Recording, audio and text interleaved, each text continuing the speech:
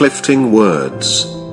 Loving words cost but little, journeying up the hill of life, but they make the weak and weary more substantial, braver, for the strife. Do you count them as only trifles to yourself that are equally as powerful to heal? What to earth are sun and rain? Never was a kind word wasted, never was one said in vain.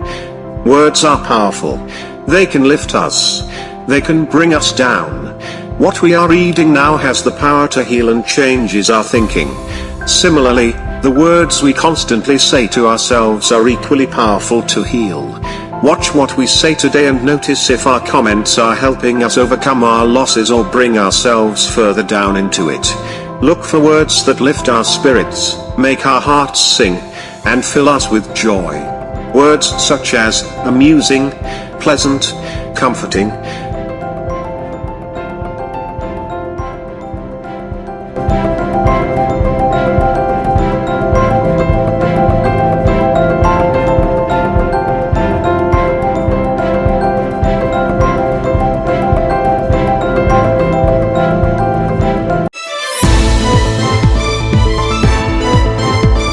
Globe Social Network, New York Bureau.